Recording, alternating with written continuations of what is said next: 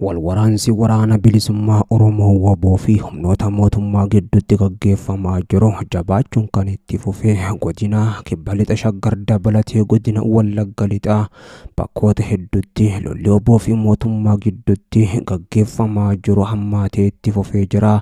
Godina kibba lixa Shaggar aanaalee akka Baachoo, Sadeen Soddoo fi akkasuma immoo Illuu fi Tolee keessatti lolli guddaan guyyaa har'aan tanaa humnoota lamaan gidduutti gaggeeffamaa kan ture. Waraanni bilisummaa Oromoo waboon godina kibba lixa Shaggaraa aanota garaagaraa keessatti lola ulfaataa guyyaa guutuudhaaf gaggeessaa ooleen Baachoo, Sadeen Soddoo fi Illuu fi Tolee keessatti humnoota mootummaa barbadeesseen jira kan jedhe. Akkasuma ammoo walwaraansi mootummaa fi waboo ittuma fufuudhaan godina Wallagga lixaa aanaa Boojjii Dirmajjii magaalaa Bilaa keessattis gaggeeffamaa ooluun himamee jira.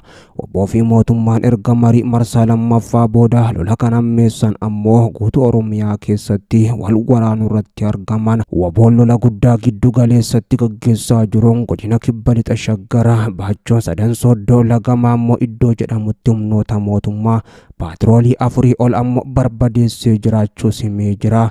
Gama biraatiin ammoo Naqamtee fi Saasigaa gidduutti Cibraan Gadaa oraalii 3 daaraa godheen jira kan jedhe. Lolli waboo fi mootummaa hammaachuun itti fufee jira. Mootummaanis gama isaatiin lolaan giddu galeessaa fi Wallagga baatti gaggeessaa jiruun humnoota ABO shanee booji'an jira. Hedduun isaanii barbadeeffamuun hedduunis harka laachaa jiran jedhee jira.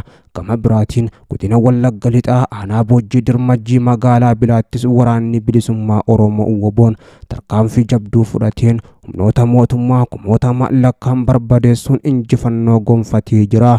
Lola san gubbattee dishqaa dabalatee akkasuma dhukaatuu warra rookeetii hedduudhaas booji'ee jiraachuu waraanni bilisummaa Oromoo lixa biiftootis beeksisee jira. Walwaraansi waboo fi mootummaa jabaachuun kan itti fufee guutuu naannoo Oromiyaa keessatti yeroo ammaan tana naannichinis muddama keessatti argama. Waboo fi mootummaanis ammoo guyyaa guyyaan injifannoo labsachuu irratti argamu. Mariin marsaa sadaffaatis ammoo yoom akka eegalamu hin beekamne. Garuu lolichinis itti fufee jira. Ajajoonni olaanoo waraana bilisummaa Oromoo lama ta'an Jarmaroo Dirribaatii fi Gammachuu Abboyyaa ammoo haasaa yeroo lamaaf godhaniin humni isaanii jabaachuun kan durii caalaa babal'atee Oromiyaa keessatti lolaa jiraachuudhaa fi injifannoo gurguddoo argachuun fuulduratti adeemaa akka jiruu fi kan mootummaan jedhaa jiru waboon imala gama nagaa eegalee jiraa fi harka laachaa jira jedhu soba kan jedhan Jarmaroo fi Gammachuu Abboyyee humni isaanii humnoota mootummaa barbadeessuun fuulduratti adeemaa jiraachuudhaa fi takkoo tokkoof illee ammoo duubatti deebuudhaafis akka hin jirre humni isaanii ajajoonni waboo kunneenis beeksisanii jiru.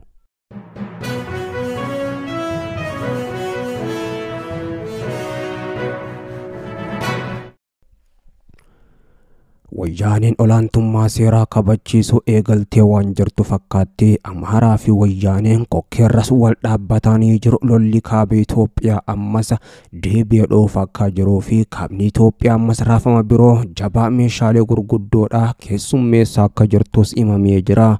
Waraanni Tigraay lafoota kanaan dura naannoo Amaaraatiin saamamee ture Raayyaa fi Alamaxaa dabalatee hundayyuu deebisiisaa jiraachuu kan beeksise. Naannoon Amaaraa ammoo ibsa jabaa torbee darbe keessa baaseenis TPLF weerara guddaa marsaa afuraffaaf nagubbatti banee jira jechuun komatuuf saniif otoo gurrallaatiin tarkaanfii fudhatu jabeesse TPLF itti fufee jiraachuun himamee jira. Akkasumas ibsa baasanii nuti adeemsa seeraatii fi waliigaltee Piriitooriyaa hordofnee socho'aa jirra malee kan jedhe humni TPLF kun nama saamaatis hin jirru jedhaan hoggantoonni yeroo naannoo Tigraay lafa keenyaas taakota akka dabarsine hillaannu kan jedhe mootummaan naannoo Tigraay yeroo ammaatti mootummaa naannoo Amaaraatis kokkee qabuu irratti argama.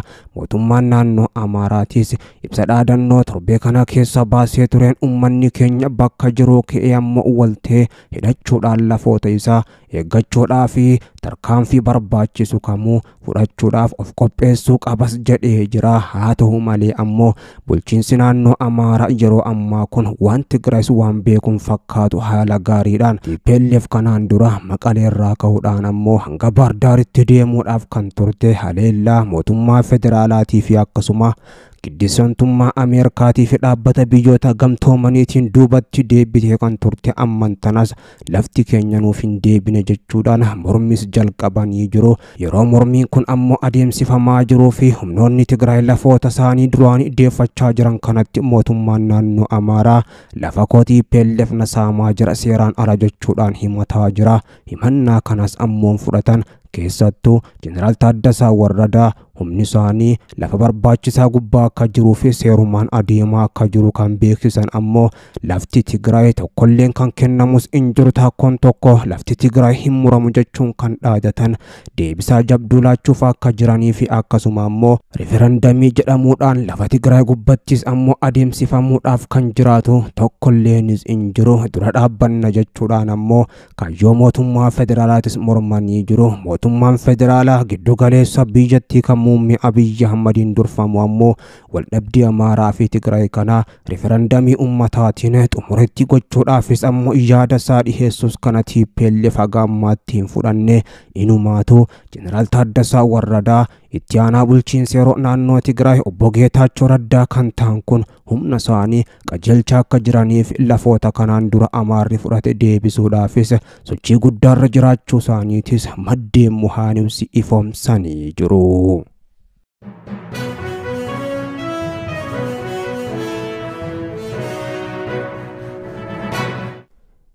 Israa'el haleellaa misaa'ilaa Iraan irratti raawwachuu himte. Iraan gama isheetiin ammoo haleellaa misaa'ilaan irratti gaggeeffame hin jiru jette. Oduun haleellaa misaa'ilaa Iraan irratti gaggeeffame jedhu soba ta'uu ejensiin hawaa Iraan beeksisee jira. Ejensichi fuula X gubbatti ammoo akka barreessetti haleellaa misaa'ilaa kallattiidhaan daangaa qilleensa biyyattii irratti gaggeeffame tokkolleenis hin jiru jedhan. Isfahan yookaan kutaalee biyyattii Iraan kaan irratti daangaa alaarra haleellaan qilleensa gaggeeffame homtuu hin jiru kan jedhe ammoo jechuudhaanis barreessaan Hossein ogeessi miidiyaa lammii Iraan himanii jiru. Israa'el diroonii xixiqqoo sadiin ammoo yaalii haleellaa gaggeessite dirooniiwwan sadanuu rukutamanii humna Iraaniin kuffifamanii jiran jechuudhaan ibsee jira. Miidiyaan biyyaalessa Iraanis guutummaa biyyattii keessatti sirni ittisa haleellaa qilleensarraa of eeggannoodhaan akka ta'u godhamee jira jechuun beeksisee jira. Wiirtuu gabbisa nukuleeraa dabalatee bu'uuraaleen biroo hunduu ammoo nagaa ta'uudhaas miidiyaan biyya Iraan beeksisee jira. Ministeerri dhimma alaa Ameerikaa Antooniyoo Bilinken haleellaa ammoo Israa'el Iraan irratti raawwatte kana ilaalchisu maaliif yaada akka hin kennine gaazexeessituu BBC irraa ammoo kan gaafataman dippiloomaatonni Ameerikaa haleellaa Israa'el Iraan irratti raawwatte irratti ammas dubbachuu dhiisuun akka malee rifachiisaa ta'a jedhan. Bilinken irra deebiidhaan Ameerikaan haleellaa waraanaa kamiyyuu irratti hin hirmaanne ammas taanaan dubbiin akka tasgabbaa'u Iraanii fi Israa'el gidduutti barbaanna jedhan. Gaaffii lammataa dhimma hariiroo Ameerikaan yeroo ammaatti Israa'el wajjin qabdu irratti ammoo kan gaafataman ministeerri dhimma alaa Ameerikaa Antooniyoo Bilinken deebii kennaniin guyyaa guyyatti waliin ni mari'anna jedhanii jiru. Hariiroon isaanii fi ka Israa'el gaarii akka teessimuudhaan Israa'el akka haleellaa Iraan ofirraa ittiftuuf ammoo kutannoo qabna. Akkuma guyyoota muraasaan dura argitanis yoo barbaachisaa ta'e haleellaa isheerras ni qolanna jechuudhaan himanii jiru. Gama biraatiin ammoo hoogganaa olaanaa dhaabbata biyyoota gamtoomanii UN kan ta'an Antooniyoo Gutaares marsaa haleellaa haaloo wal bahuudha ammoo baha giddu galeessa keessatti adeemsifamu yeroon dhaabbachuu qaba jechuudhaan karaa dubbii himaa isaanii dubbatanii jiru. Itti dabaluudhaanis gocha haleellaa haaloo bahumsaa balaaleeffatanii jiru. Hawaasni idil addunyaadhaa dhimmicha cimee balaa hamaan ammoo naannicha guutuu fi isaan alarratti miidhaa cimaa akka hin qaqqabsiifneef waloodhaan hojjetanii akka dhaabsisaniifis waamicha isaanii dhiheessanii jiru. Kanammoo afaanumaan dubbachaa waan Oromootti dubbanne immoo hojiitti hiikaa dhufne ammas guduunfuuf deemaa jirra innee dubbannu inuma guduunfama waan ta'eef Oromoon akkasitti duraatii dhaggeeffachuu qabaa jechuudha. Waraana ummata Oromoo gituu baafachuu irratti hojjennaa jechaa ture. Waraana kana baafanneera.